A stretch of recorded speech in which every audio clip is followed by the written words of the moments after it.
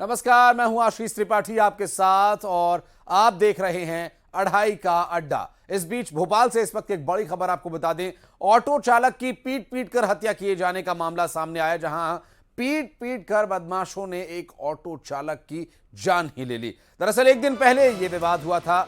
हथौड़ी और रॉड से जानलेवा हमला किया गया था और इस हमले में बुरी तरह से घायल हुए शख्स की जान ले ली। दरअसल एक दिन पहले यह विवाद हुआ और इसके बाद मारपीट और उसके बाद उसे अस्पताल में भर्ती कराया गया और इलाज के दौरान उसकी मौत हो गई। लड़की से बातचीत करने पर यह हत्या की गई बताया जा रहा है और हत्या के चारों आरोपी पुलिस की गिरफ्त में हैं। कोलार पुलिस मामले की जांच कर रही है। भोपाल से इस वक्त की बड़ी खबर। एक दिन पहले इस विवाद में मारपीट की गई थी और बुरी तरह से मारने पीटने के बाद घायल हुए पीड़ित की बाद में मौत हो गई। ऑटो चालक पीड़ित बताया जा रहा है। एक लड़की से बातचीत करने को लेकर यह विवाद शुरू हुआ था। वो लड़की कौन है, क्या मारपीट करने वालों से उसका कनेक्शन है और आखिर क्या ये सिर्फ शक के आधार पर किया गया मर्डर है या फिर कुछ और, ये सारे विषय भी, इसका खुलासा होना भी बाकी है। दरअसल इलाज के दौरान बुरी तरह से जख्मी हुए ऑटो चालक की मौत हो गई थी। आपको बता दें कि ऑटो चालक की पीट पीट कर हत्या किए जाने के मामले में अब तक जो तथ्य सामने आए हैं उसमें यही पता चल पाया कि उस कोई एक लड़की थी जिससे वो बातचीत कर रहा था और उसके बाद उस पर हमला हुआ, विवाद हुआ, रॉड से, हथौड़े से उस पर हमला किया गया और बुरी तरह से घायल शख्स की मौत हो गई।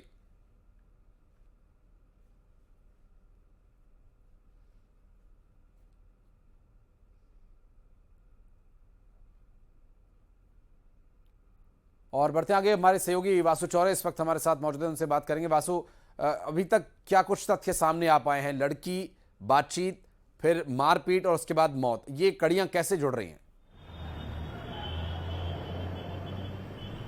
अब बिल्कुल देखिए, भोपाल के कोलार थाना इलाके में ये सनसनीखेज मामला सामने आया है, जहां पर एक ऑटो चालक की कुछ लोगों के द्वारा पीट पीट कर हत्या कर दी गई। उसे हथौड़े और रॉड से बेरहमी से मारा गया और इतनी पिटाई की गई कि जब तक उसने दम नहीं तोड़ा तब तक बदमाशों ने चैन की सांस नहीं ली। दरअसल समरुद्दीन जो है वो ऑटो चलाने का काम करता था। जो कोलार के पास डीमार्ट है वहां पर सीएनजी ऑटो वो किराए पर लेकर चलाने का काम करता था और इस तरह अपनी रोजी रोटी चलाता था। समरुद्दीन जो है वो शादीशुदा था। 2013 में उसकी शादी हो गई थी और ये भी बताया जा रहा है कि उसने प्रेम विवाह किया था, लेकिन इसके बावजूद वो किसी लड़की से संपर्क में था, बातचीत करता था और उसी को लेकर ये पूरा जो विवाद है वो हुआ था। और जो दूसरा पक्ष था, जब उसकी ओर से मना किया गया समरुद्दीन को कि आप उससे बात मत करिए, और कहासुनी हुई, बहस हुई और उसके बाद विवाद इतना बढ़ गया कि मामला जो समरुद्दीन की हत्या तक पहुंच गया और उसकी हत्या कर दी गई। हालांकि पुलिस इस पूरे मामले को लेकर अभी भी जांच में जुटी हुई है। कई और पहलू हैं जो इसमें निकलकर सामने आ सकते हैं। आरोपी जो हैं इस पूरे मामले में उनकी गिरफ्तारी हो चुकी है, लेकिन इस सब के बीच बड़ा सवाल यही खड़ा होता है कि ये ऐसे जो बदमाश हैं, जो आपराधिक तत्व हैं, उनमें पुलिस का, कानून का भय क्यों नहीं? वो कैसे कानून को अपने हाथ में लेकर इतना जघन्य अपराध तक कर रहे हैं? जी, बहुत शुक्रिया वासु आपका इस पूरे मामले पर जानकारी के लिए। और बढ़ते आगे, दमोह में एक युवती के साथ रेप करके शादी के लिए धर्मांतरण करने का दबाव बनाने का मामला सामने आया। युवती की शिकायत के बाद आरोपी शहबाज खान को गिरफ्तार कर लिया गया। पुलिस अधीक्षक की माने तो मामले की जांच जारी है और पुलिस जांच के बाद पूरे मामले में और भी कई खुलासे कर सकती है।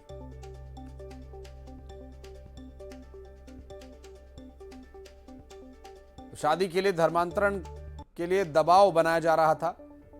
शिकायत करने के बाद आरोपी की गिरफ्तारी की गई। दमोह से पूरा मामला सामने आया, जहां एक युवती से रेप की वारदात को अंजाम देने वाले आरोपी को पुलिस ने गिरफ्तार किया है। कल कोतवाली थाना अंतर्गत पीड़िता द्वारा वो दर्ज कराई गई है कि जो प्रेम संबंध थे वो खास घर में उसको धर्मांतरण कराने को दबाव डाला शादी के, उस पर से कोतवाली में मामला दर्ज करके विवेचना। और दमोह से हमारे सहयोगी आशीष जैन इस वक्त फोन लाइन पर है। आशीष, क्या कार्रवाई कर रही है पुलिस?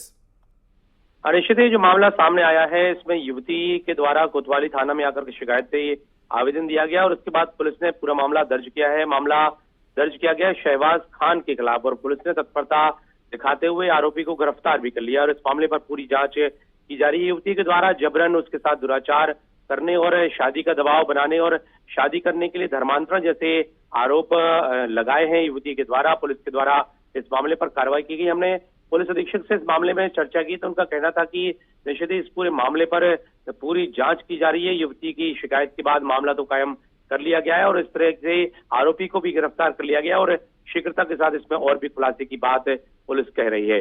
जी, बहुत शुक्रिया आपका इस पूरे मामले पर जानकारी देने के लिए आशीष। और उज्जैन से इस बीच एक बड़ी खबर, महाकालेश्वर प्रबंधन समिति की बैठक, गर्भगृह अभी खोलने को लेकर फैसला नहीं हुआ है, सहमति नहीं बन पाई है और अभी भक्तों को भगवान महाकाल से दूर रहकर ही दर्शन करने होंगे। मंदिर में निर्माण कार्य को लेकर भी चर्चा हुई है। दरअसल बाबा महाकाल के दर्शन के लिए जो लोग जा रहे हैं उन्हें अभी इसी तरह से दर्शन करने होंगे, जो कि बाबा महाकाल के दर्शन एक लंबे समय से, क्योंकि श्रावण मास से ही इस तरह की व्यवस्था बना दी गई थी और अब आपको बता दें कि ये जो पूरा व्यवस्था प्रबंधन के हाथ में है। इस बैठक में फैसला लिया गया कि गर्भगृह अभी नहीं खोला जाएगा और मतलब एक जो बाबा के पास पहुंचकर दर्शन करते थे नज़दीक से जाकर, अभी वो दूर से जारी रहेगी व्यवस्था और देखना होगा कि भक्तों को बाबा के दर्शन नज़दीक से कब तक हो पाएंगे। और खालिस्तानियों के समर्थन के चक्कर में भारत के खिलाफ बोलने वाले कनाडा के प्रधानमंत्री जस्टिन ट्रूडो की जहां दुनिया भर में आलोचना हो रही है, तो वहीं अब उनके देश में भी जगह जगह उन्हें बेइज्जती का सामना करना पड़ रहा है।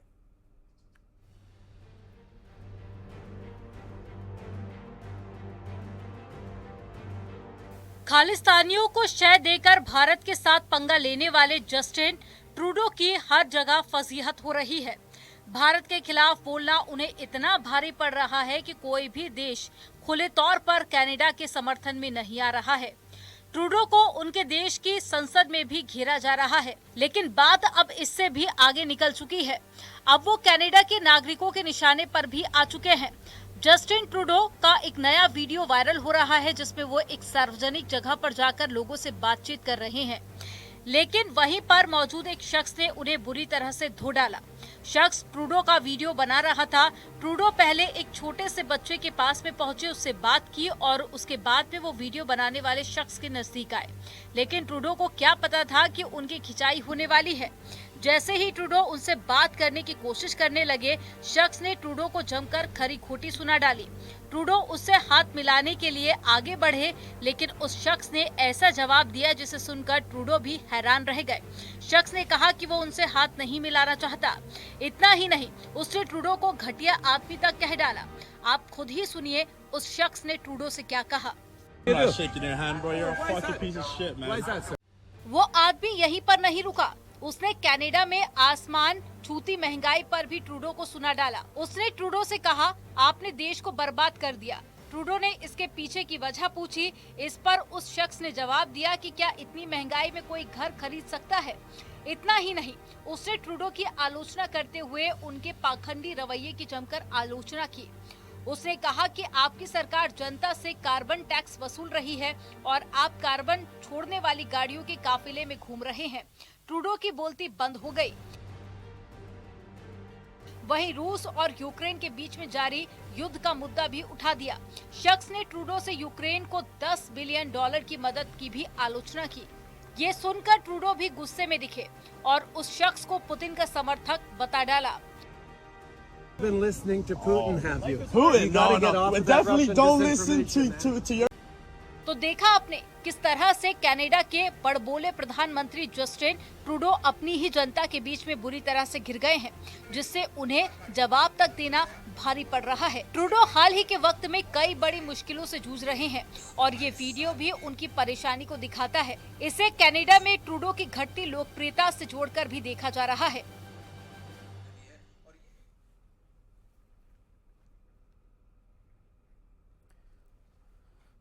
अक्टूबर महीने में 2 ग्रहण पड़ने वाले हैं, सूर्य ग्रहण और चंद्र ग्रहण।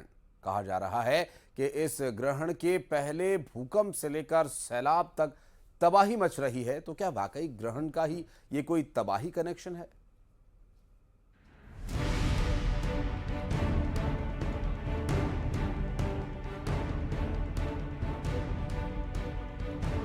क्या है ग्रहण और तबाही का कनेक्शन? 15 दिन में लगने जा रहे हैं 2 ग्रहण। 14 अक्टूबर को सूर्य ग्रहण, 29 अक्टूबर को चंद्र ग्रहण। क्या ग्रहण के कारण हो रही तबाही? क्या ग्रहण से पहले आया भूकंप? क्या ग्रहण के कारण आया सिक्किम में सैलाब?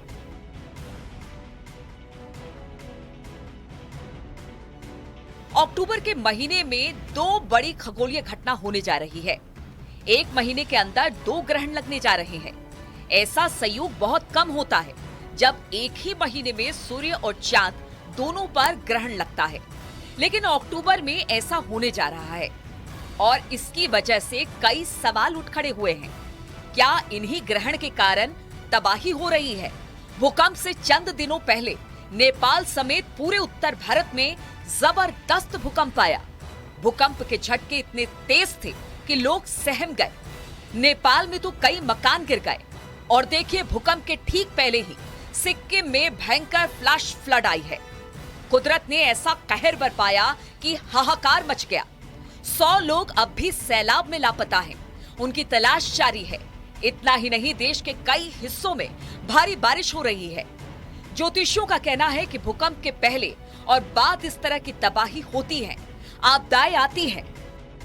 इस बार 2 ग्रहण लग रहे हैं अक्टूबर के महीने में।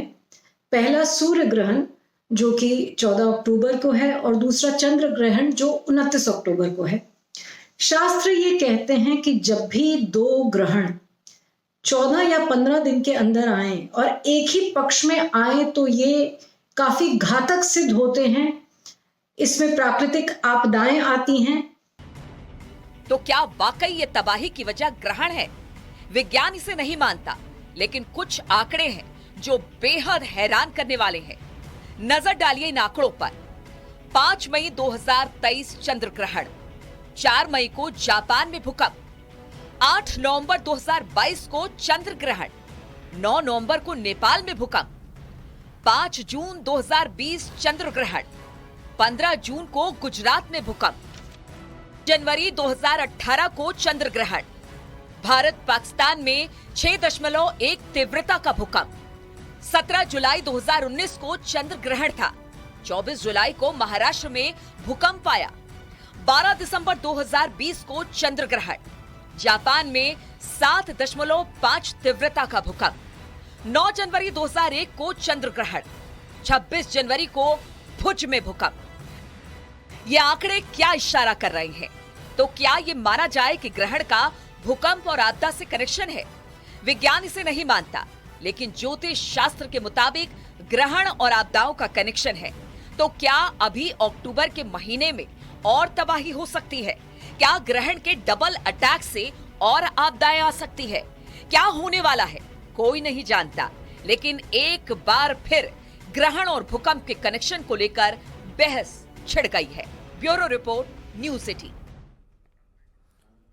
और भोपाल से इस वक्त की बड़ी खबर आपको बता दें, केंद्रीय मंत्री प्रहलाद पटेल का निशाना कांग्रेस नेता अजय सिंह राहुल पर। उन्होंने कहा कि मेरे ऊपर किसी तरह के आर्थिक आरोप नहीं है, मेरे खानदान में किसी के ऊपर आरोप नहीं है, मेरे छोटे भाई ने उन्हें नोटिस भी दिया है, प्रहलाद पटेल ने कहा। और उसके बाद उन्होंने कहा कि अजय सिंह ने कोयला घोटाले में शामिल होने के आरोप लगाए हैं। अजय सिंह राहुल ने मुझ पर बिना तथ्यों के कोयला घोटाले का आरोप लगाया, जिस समय कोयला घोटाला हुआ था उस समय मैं सांसद भी नहीं था। अजय सिंह राहुल के साथ राहुल नाम भी जुड़ा हुआ है, तंज कसते हुए प्रहलाद पटेल ने बयान दिया।